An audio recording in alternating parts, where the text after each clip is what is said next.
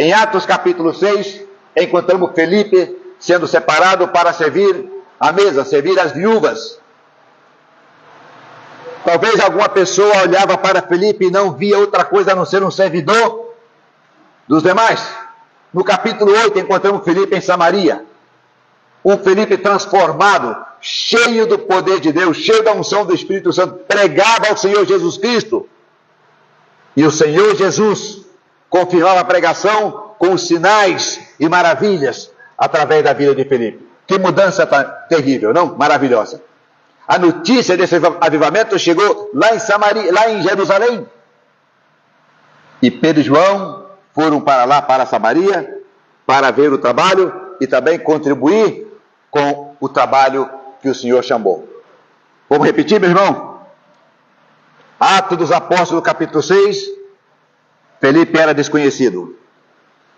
Até aparecer o problema na igreja, porque os pastores deixaram a palavra e foram servir as mesas. Problema dos judeus nacionais, dos judeus gregos, helenistas, os helênicos, tiveram aquele problema. Você sabe como é esse problema quando alguém quer ajudar mais ao nacional que aquele que nasceu fora.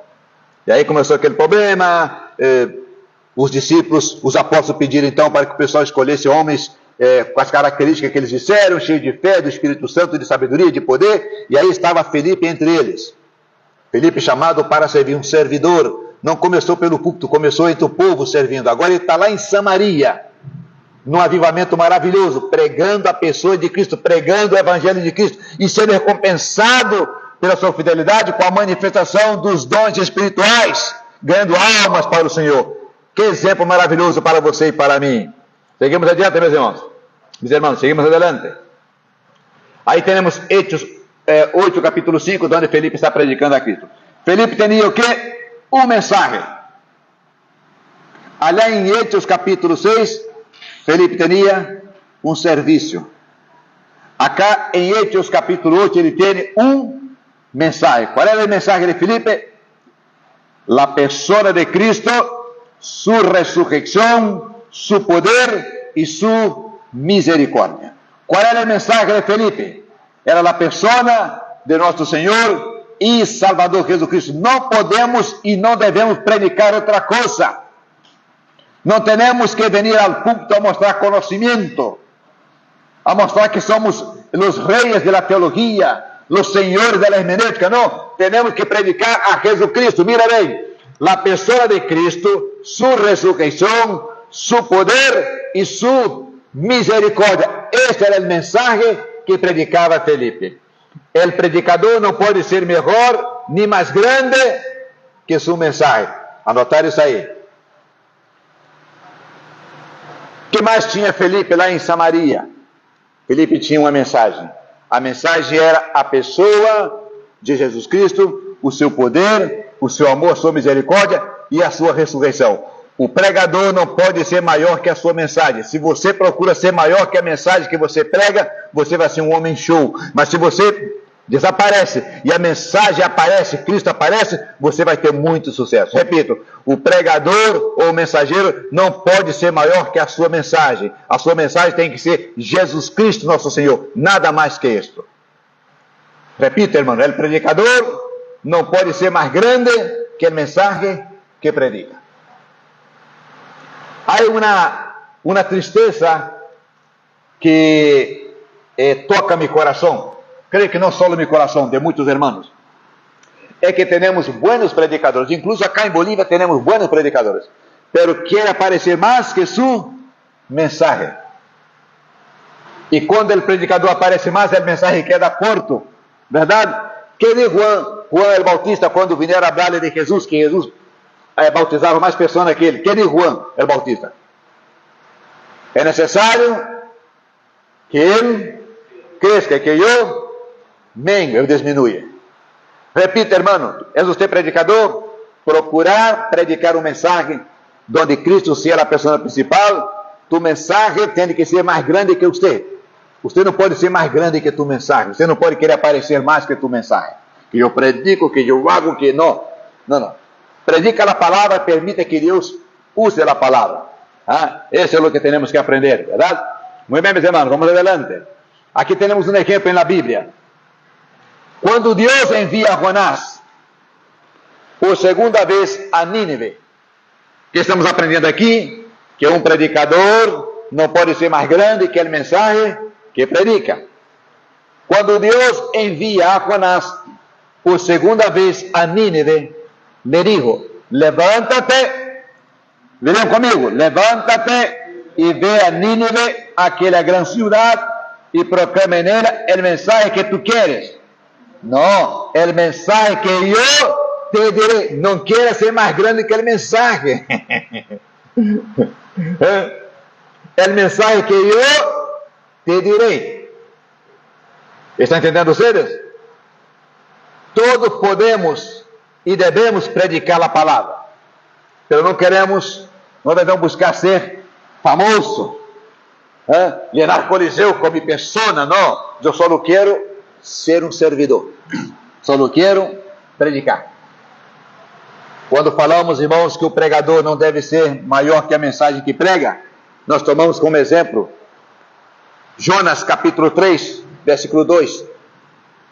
Quando pela segunda vez o Senhor manda Jonas a Nínive pregar a palavra, ele dá um alerta aí, um puxão de orelha no Jonas. Vai àquela cidade, aquela grande cidade de Nínive, e prega a palavra que eu te direi, que eu te mandarei pregar, não aquela que você inventou, não aquela que você pensou. Não seja maior que a mensagem. Você tem que ser menor e a mensagem tem que ser grande. Tua mensagem tem que ser Cristo, a pessoa principal, e a minha também, glória a Deus. E Jesus Cristo, el tema del mensaje de Felipe, manifestaba su persona ¿con qué? Con señales. Y la gente unánime escuchaba atentamente las cosas que decía Felipe, oyendo y viendo las señales que hacía. Eso está en Hechos capítulo 8, versículo 6. Fui buscar esse versículo, esse pasaje, en la versión de King James, actualizada. Dice así: tan pronto como el pueblo oyó a Felipe y vio las señales y maravillas que realizaba, prestaron atención unánime y absoluta a lo que enseñaba. Qué cosa maravillosa, ¿no? No era aquel Felipe que estaba sirviendo la mesa, ahora era un hombre lleno del poder del Espíritu Santo. La gente veía las señales y oía la predicación de la palabra.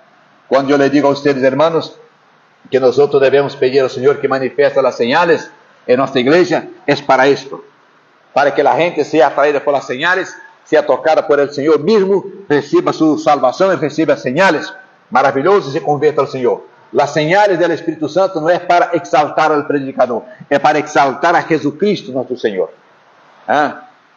El predicador es un barro, un polvo de la tierra.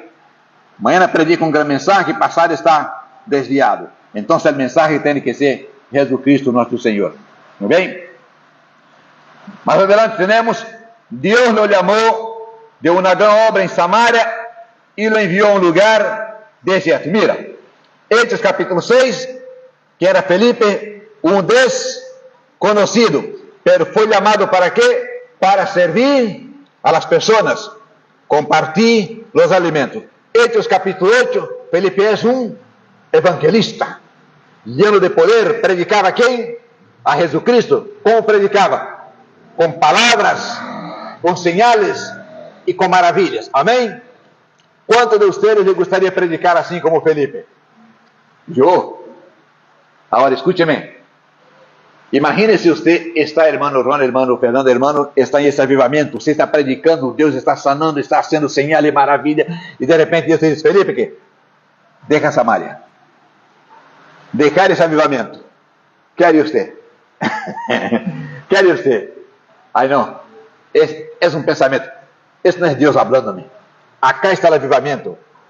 Porque le decía el Señor: deja Samaria y ve a un lugar que está desierto. Espera aí, será que Deus vai quitar-me del avivamiento e enviar-me a um lugar desierto? Você obedeceria ou não obedeceria? Ou ia ser uma vigília, um ayuno para ver se era Deus falando? O que haria você? O que faria você, meu irmão? Filipe estava em Samaria pregando, usado por Deus com poder e maravilhas. muitas almas aceitando ao Senhor Jesus. Até um enganador lá que fazia mágica lá, Simão, supostamente se converteu. Sabemos que ele não se converteu, mas pelo menos ele também foi atraído pelo poder de Deus. E agora, esse avivamento tão grande, o Senhor te diz assim: olha aí, meu filho, tá bom o avivamento? Tá, Senhor? Muitos milagres, Senhor. Muitos sinais, Senhor. Deixa tudo isso aí e vai lá para uma estrada que está deserta, lá longe. Seguramente você é orar, jejuar e dizer: Senhor, essa palavra não pode ser tua, porque aqui está um avivamento, me está enviando para um lugar deserto onde não tem nada. O que faria você? Quer você, meu irmão? Senhor, me está quitando aqui de um lugar onde está o avivamento e enviando-me a um lugar deserto? Aí mostra lá a fidelidade de Felipe. Obedeceu ou não obedeceu? Obedeceu, verdade? Deus não lhe amou de uma grande obra em Samaria e lo enviou a um lugar deserto. Inciso C. Podemos considerá-lo um homem experimentado, estudioso, obediente, amável, inteligente e amante de la evangelização, porque allá iba a passar um homem que buscava conhecimento de Deus, e Felipe seria o instrumento que Deus queria usar para ganhar uma alma para Cristo. A vezes nós outros queremos só cruzadas ou campanhas com multitudes, não? E quando vem uma alma, todavia nos renegamos. Pescar em alta mar, ganhar muitas almas, aleluia, para ganhar também é necessário. Assim que Felipe estava aprendendo a lançar a rede, não? Muitos pescados. Era hora Deus ensina que ele teve também que aprender a pescar com anzuelo, de uno em uno. Isso vamos aprender aqui a pouquinho, verdade? Número 2. El viaje del etíope. Quem era o etíope? Não sabemos o nome, não sabemos o cargo, era um tesoureiro. Tenho algo anotado aqui que você também tem em sua Rita, seguramente. Quizás um judío ou prosélito. Que era um prosélito? Alguém sabe que era um prosélito? Prosélito é uma pessoa que foi hecho judío, abraçou a fé judia, significa um discípulo ou um seguidor do judaísmo.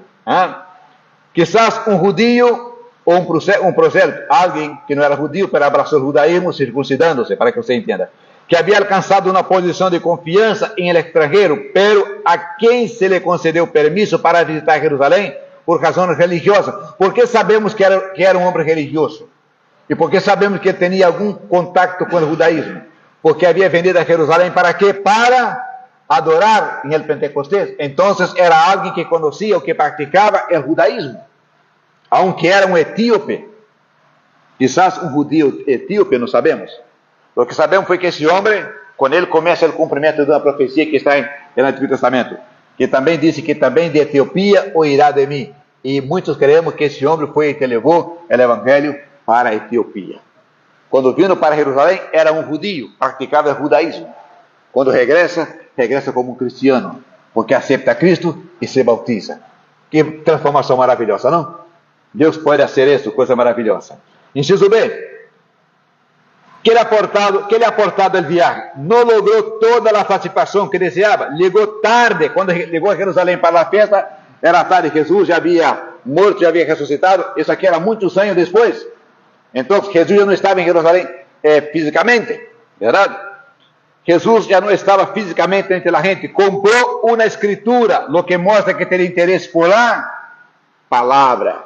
Quantos de vocês recordam Cornélio? Que está em Hechos capítulo 10.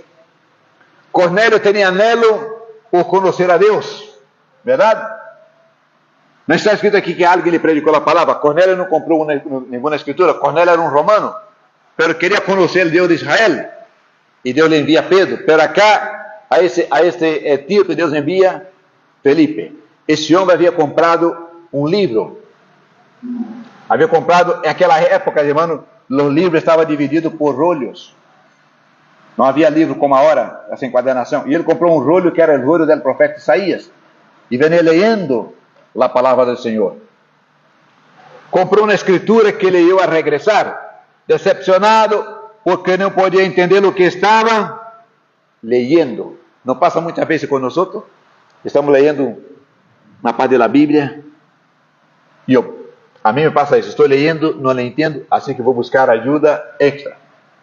A los dicionários, a la concordância bíblica, algum livro que pode auxiliar ou alguma outra interpretação para que eu possa entender o texto, para que eu possa crescer e também ensinar a los demás. Jerusalém estava llena, pero sin Cristo não há satisfação. Nada pode llenar-nos. Como não encontrou a Jesus, comprou a palavra. Inciso C. A igreja pode estar llena, pero se o predicador não está lleno do Espírito Santo, ¿qué pasa, hermanos? Não estará, a igreja não estará satisfeita. Escute bem, meus irmãos. A igreja pode estar cheia, botando gente pela janela, não tem mais lugar para colocar ninguém.